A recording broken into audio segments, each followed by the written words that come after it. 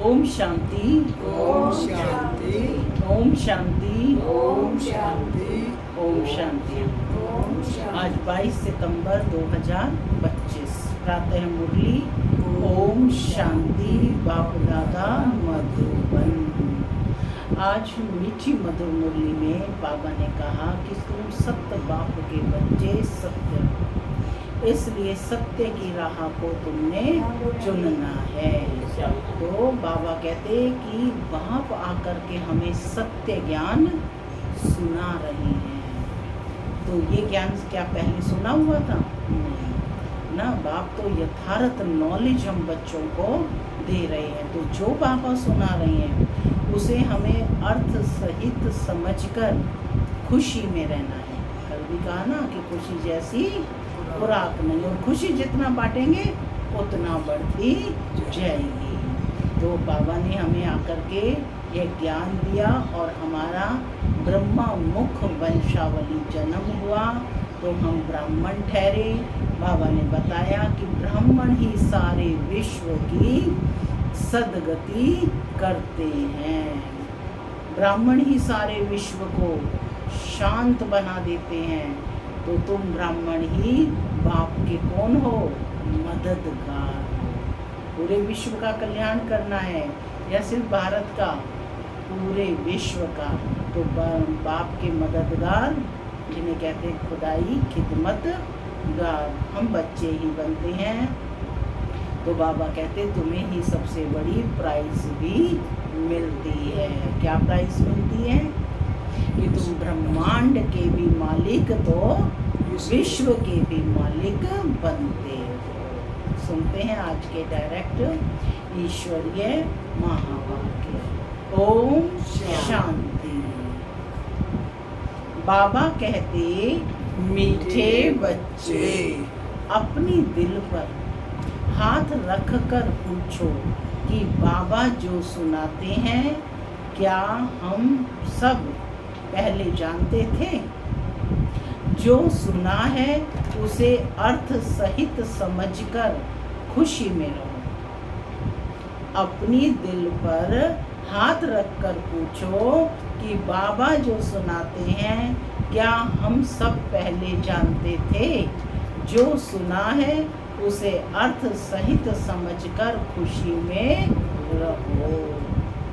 आज की मुरली से प्रश्न है, तुम्हारे इस ब्राह्मण धर्म में सबसे अधिक ताकत है कौन सी और कैसी? तुम्हारे इस ब्राह्मण धर्म में सबसे अधिक ताकत है कौन सी और कैसे? कौन सी ताकत है ब्राह्मण धर्म में? मनुष्य से देवता बनाते हैं, माने तमो प्रधान सृष्टि को सतो प्रधान बनाते हैं। मैं तो बाप के कौन हो गई? मददगार हो गई। कर्ण करावन हाथ तो बाबा है ना, हम बच्चों के द्वारा कराते हैं। सुनते हैं बाबा का उत्तर। बाबा कहते तुम्हारा यह ब्राह्मण धर्म ऐसा है जो सारे विश्व की सदगति श्रीमत पर कर देते हैं। ब्राह्मण ही सारे विश्व को शांत बना देते हैं। तुम ब्राह्मण कुलभूषण देवताओं से भी ऊंच हो। तुम्हें बाप द्वारा यह ताकत मिलती है। तुम ब्राह्मण बाप के मददगार बनते हो। तुम्हें ही सबसे बड़ी प्राइज मिलती है। तुम ब्रह्मांड के भी मालिक और विश्व के भी मालिक बनते हो। ओम शांति। माना मैं शांत स्वरूप आत्मा हूँ, शांति मेरा स्वधर्म है। बाबा कहते मीठे बच्चे अब घर वापस जाना है। ओम शांति। मीठे मीठे रूहानी सिक्की लदे बच्चों प्रति रूहानी बाप बैठ समझाते हैं। रूहानी बच्चे जानते हैं रूहानी बाप एक ही बार हर 5000 वर्ष के बाद आते हैं जरूर। कल्प नाम रख दिया है, जो कहना पड़ता है। नाम क्या रख दिया? 5000 वर्ष के टेन्योर का कल्प। इस ड्रामा की अथवा सृष्टि की आयु 5000 वर्ष है। ये बातें एक ही बाप बैठे समझाते हैं। यह कभी भी कोई मनुष्य के मुख से नहीं सुन सकते। तुम रूहानी बच्चे बैठे हो। कौन बैठे हो? ना, मैं कौन? मैं आत्मा, है ना, आत्मा समझ बैठे हैं ना, रूहानी बच्चे। तुम जानते हो बरोबर हम सभी आत्माओं का बाप वह एक है। बाप ही बच्चों को बैठ अपना परिचय देते हैं, जो कोई भी मनुष्य मात्र नहीं जानते। कोई को पता नहीं गॉड व ईश्वर क्या वस्तु है, जबकि उनको गॉड फादर बाप कहते हैं, तो बहुत प्यार होना चाहिए। बेहद का बाप है तो जरूर उनसे वर्षा भी मिलता होगा। अंग्रेजी में अक्षर अच्छा कहते हैं, हेवनली गॉड फादर। हेवन कहा जाता है नई दुनिया को, और हेल कहा जाता है पुरानी दुनिया को। परंतु स्वर्ग को कोई जानते नहीं है। स्वर्ग पधारे ये तो कहते हैं, लेकिन स्वर्ग को जानते नहीं। सन्यासी तो मानते ही नहीं। वह कभी ऐसे नहीं कहेंगे कि बाप स्वर्ग का रचयिता है। हेवनली गॉड फादर, बाबा कहते हैं ये अक्षर बहुत मीठा है। और हेवन मशहूर भी है, यानी हर धर्म में हेवन का नाम लिया गया है ना, कि कहीं बहिष्ठ कहा गया, कहीं स्वर्ग, कहीं है वैकुंठ, कहीं इसको हेवन। तुम बच्चों की बुद्धि में हेवन और हेल का सारा चक्र सृष्टि के आदि मध्य अंत का बुद्धि में फिरता है। जो जो सर्विसेबल हैं, सभी तो एक रस सर्विसेबल नहीं बनते। तुम अपनी राजधानी स्थापन कर रहे हो। क्या कहा बाबा ने? दया बहन, तुम अपनी राजधानी स्थापन कर रहे हो फिर से, माने पहले भी की थी, अब फिर से, माने हर कल्प में स्थापन करते हैं। तुम कहेंगे हम रूहानी बच्चे बाप की श्रेष्ठ ते श्रेष्ठ मत पर चल रहे हैं। ऊंचते ऊंच बाप की ही श्रीमत है। श्रीमद भगवत गीता भी गाई हुई है।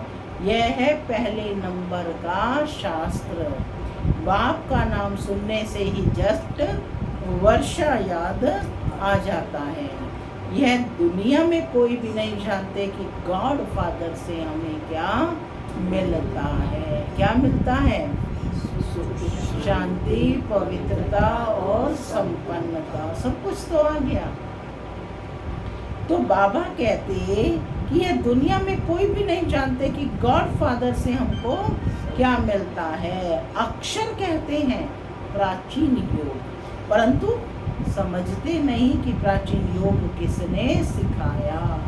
वो तो श्री कृष्ण ही कहेंगे, क्योंकि गीता में श्री कृष्ण का नाम डाल दिया है। अभी तुम समझते हो बाप ने ही राजयोग सिखाया, जिससे सब मुक्ति, जीवन मुक्ति को पाते हैं। यह भी समझते हो कि भारत में ही शिव बाबा आया था, उनकी जयंती भी मनाते हैं, परंतु गीता में नाम गुम होने से महिमा भी गुम हो गई है, जिससे सारी दुनिया को सुख और शांति मिलती है।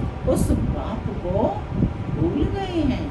इनको कहा ही जाता है एकज भूल इस नाटक। एकज भूल का नाटक, ये नाटक में भूल है ना, बड़े से बड़ी भूल यह है जो बाप को नहीं जानते। कभी कहते वह नाम रूप से न्यारा, फिर कहते कछमच अवतार। देखो, एक तरफ कह रहे हैं कि वह नाम रूप से न्यारा है, फिर कह रहे हैं वो कछमच अवतार है, ठिक्कर बित्तर में है। भूल में भूल होती जाती है, जैसे गलती पे गलती होती जाती है, ऐसे भूल में भूल होती जाती है। सीढ़ी नीचे उतरते जाते हैं, कम होती जाती है, तमो प्रधान बनते जाते हैं। ड्रामा के प्लान अनुसार जो बाप स्वर्ग का रचयिता है, जिसने भारत को स्वर्ग का मालिक बनाया, उनको ठिक्कर बित्तर में कह देते हैं। अभी बाप समझाते हैं तुम सीढ़ी कैसे उतरते आए हो, कुछ भी किसको पता नहीं है। ड्रामा क्या है? पूछते रहते हैं यह दुनिया कब से बनी है, नई सृष्टि कब थी, तो कह देंगे लाखों वर्ष आगे।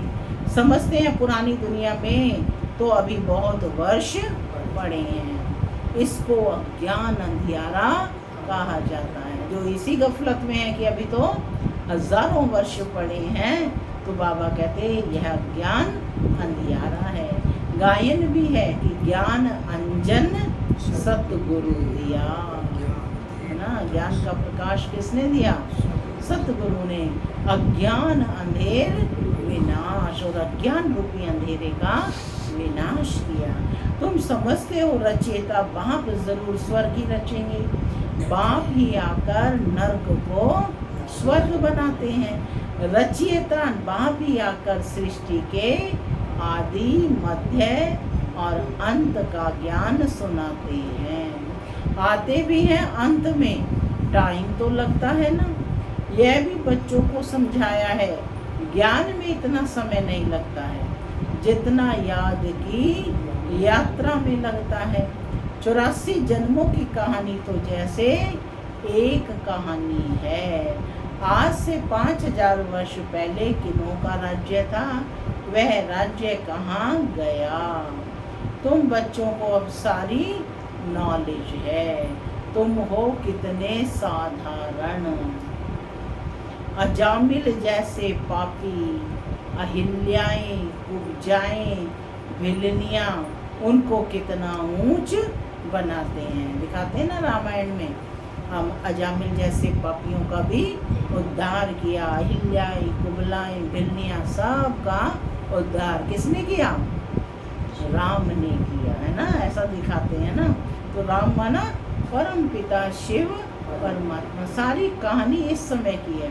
तो कोई कैसी भी आत्माएं हैं, सबको ज्ञान से उद्धार होता है। बाप समझाते हैं तुम क्या से क्या बन गए। कायाकल्प हो गया, चेंज हो गए ना बिल्कुल। बाप आकर समझाते हैं कि पुरानी दुनिया का अब क्या हाल है, देखो क्या है। मनुष्य कुछ भी नहीं जानते कि सृष्टि का चक्कर कैसे फिरता है। बाप कहते हैं तुम अपने प्रति अपने दिल पर हाथ रख कर पूछो, आगे यह कुछ जानते थे क्या? बाबा जो नॉलेज दे रहे हैं वह आगे जानते थे क्या? ये सत्य ज्ञान तो कौन देता है? परम पिता शिव परमात्मा ही आकर देते हैं। तो बाबा कह रहे हैं अपने दिल पर हाथ रख कर पूछो, क्या हम ये ज्ञान पहले जानते थे ना? कई बहुत पढ़ाई करते हैं हम, ये सब पहले भी जानते थे, ये सब उसमें भी आता है, उनमें भी आता है। ये सत्य ज्ञान तो वहाँ भी आकर, आटे में नमक जितनी सच्चाई है बाहर, लेकिन वास्तविक ज्ञान तो आकर वहाँ भी देते हैं। तो बाबा कहते कुछ भी नहीं, अभी जानते हो बाबा फिर से आकर हमको विश्व की बादशाही देते हैं। कोई की बुद्धि में नहीं आएगा कि विश्व की बादशाही क्या होती है। विश्व माना सारी दुनिया। तुम जानते हो बाप हमको ऐसा राज्य देते हैं जो हमसे आधा कल तक कोई छीन नहीं सकते। तो बच्चों में कितनी खुशी होनी चाहिए। बाप से कितना बार राज्य लिया है। बाप सत्य है, सत्य शिक्षक भी है, सत्य गुरु भी है। क्या कहा बाबा ने?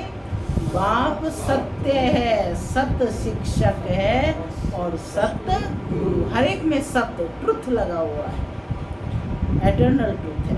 कब सुना ही नहीं, अभी अर्थ सहित तुम समझते हो। तुम बच्चे हो, बाप को तो याद कर सकते हो। आजकल छोटेपन में ही गुरु करते हैं।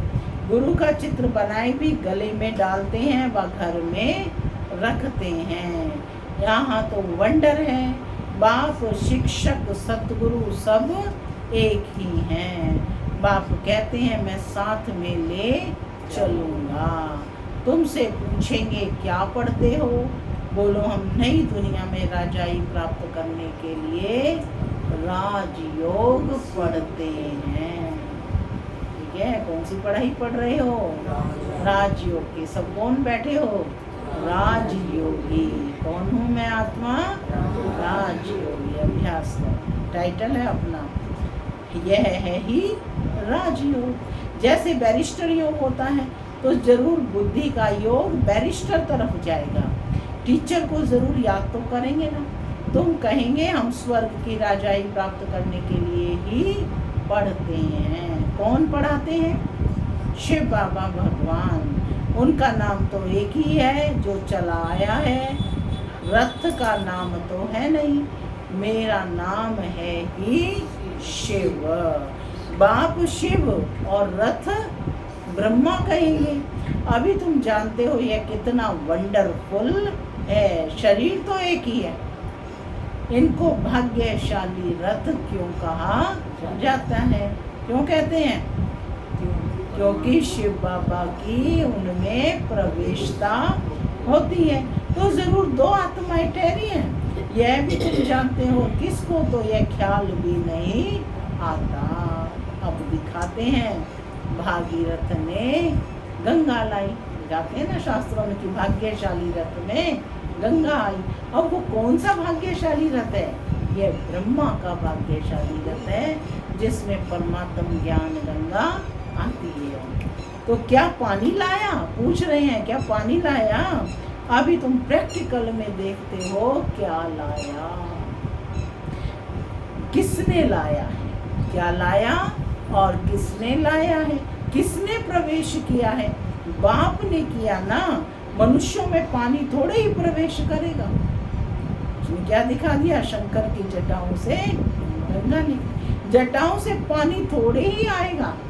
इन बातों पर मनुष्य कभी ख्याल भी नहीं करते। कहा ही जाता है रिलीजन इज माइट। क्या है रिलीजन? माइट है, शक्ति है, धर्म शक्ति है। रिलीजन में ताकत है। बताओ सबसे जास्ती किस रिलीजन में ताकत है? सबसे जास्ती किस रिलीजन में ताकत है? इस धर्म में सबसे ज्यादा ताकत है। किस धर्म में? ब्राह्मण धर्म में। ब्राह्मण अरे कौन है? डायरेक्ट शिववंशी है, तो सबसे ज्यादा ताकत। वो तो देवताओं की संतान कहलाए फिर। और हम कौन कहलाए? शिववंशी, ईश्वरीय औलाद। तो कहते हैं वहाँ ईश्वरीय औलाद शब्द नहीं होगा सत्य। ब्राह्मण रिलीजन में हाँ ये ठीक है, जो कुछ ताकत है ब्राह्मण धर्म में ही है।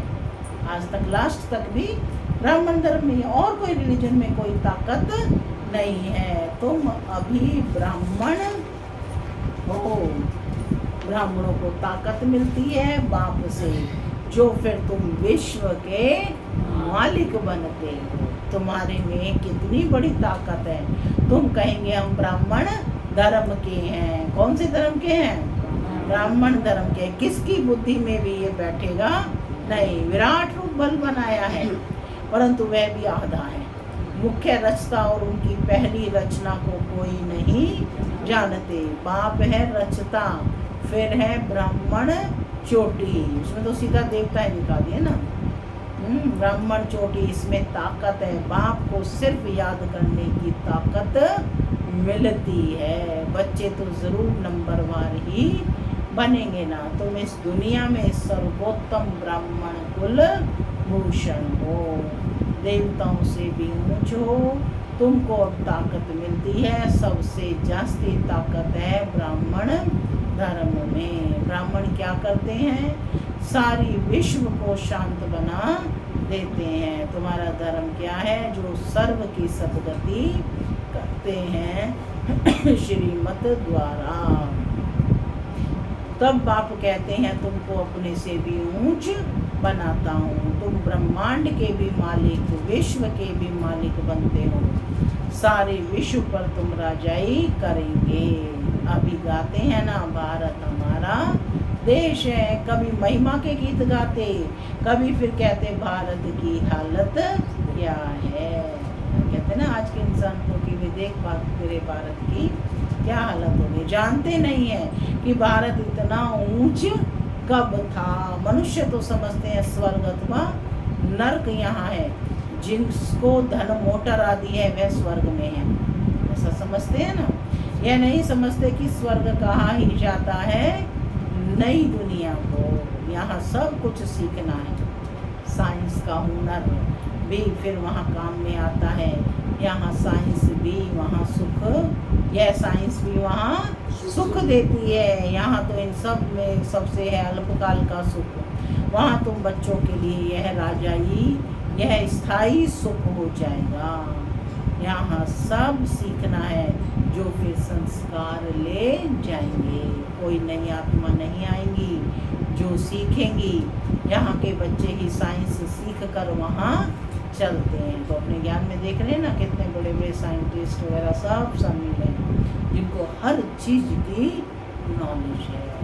तो बाबा कहते हैं यहाँ के बच्चे ही साइंस सीख कर वहाँ चलते हैं, बहुत होशियार हो जाएंगे, सब संस्कार ले जाएंगे, फिर वहाँ काम में आएंगे। अभी है अल्पकाल का सुख, फिर यह बॉम्ब्स आदि की ही सबको क्लास कर देंगे। मौत के बगैर शांति का राज्य कैसे हो। यहाँ तो अशांति का राज्य है। यह भी तुम्हारे में नंबरवार है जो समझते हैं। हम पहले पहले अपने घर जाएंगे, फिर सुख धाम में आएंगे। सुख में बाप तो आते नहीं। बाप कहते हैं मुझे भी वानप्रस्थ रथ चाहिए ना। भक्ति मार्ग में भी सबकी मनोकामनाएं पूरी करता आया हूँ। संदेशियों को भी दिखाया है कैसे भक्त लोग तपस्या पूजा आदि करते हैं। देवियों को सजाए पूजा आदि कर फिर समुद्र में डुबो देते हैं। कल स्थापना कर दी ना सभी ने, कितना खर्च होता है। पूछो ये सब कब से शुरू हुआ, तो कहेंगे परंपरा से चला आया। कितना भटकते रहते हैं, यह भी सब ड्रामा है। बाप बार बार बच्चों को समझाते हैं हम तुमको बहुत बहुत मीठा बनाने आए हैं। तो बाबा तो अब क्या बना रहे हैं, चैतन्य देवियाँ बना रहे हैं। उन्हीं का ही गायन फिर भक्ति मार्ग में है। तो मैं कौन हूँ, आत्मा शक्ति स्वरूप हूँ। आज अभ्यास करेंगे, मैं आत्मा कौन हूँ, शक्ति स्वरूप। ये देवताएं कितने मीठे हैं, अभी तो मनुष्य कितने कड़वे हैं। जिन्होंने बाप को बहुत मदद की थी उन्हों की पूजा करते रहते हैं। तुम्हारी पूजा भी होती है, पद भी तुम ऊंच पद प्राप्त करते हो। बाप खुद कहते हैं मैं तुमको अपने से ऊंच बनाता हूँ। ऊंच ते ऊंच भगवान की है श्रीमत। गीता में भी श्रीमत मशहूर है। श्री कृष्ण तो इस समय बाप से वर्षा ले रहे हैं। श्री कृष्ण की आत्मा के रथ में बाप ने प्रवेश किया है। कितनी वंडरफुल बात है, कभी किसकी बुद्धि में आएगा नहीं। समझने वालों को भी समझाने में बड़ी मेहनत लगती है। बाप कितना अच्छी रीति बच्चों को समझाते हैं। बाबा लिखते हैं सर्वोत्तम ब्रह्मा मुख वंशावली ब्राह्मण। कौन ठहरे, क्या टाइटल दिया, सर्वोत्तम ब्रह्मा मुख वंशावली ब्राह्मण। तुम ऊंच सर्विस करते हो, यह प्राइज मिलती है। तुम बाप के मददगार बनते हो तो सबको प्राइज मिलती है नंबरवार पुरुषार्थ अनुसार।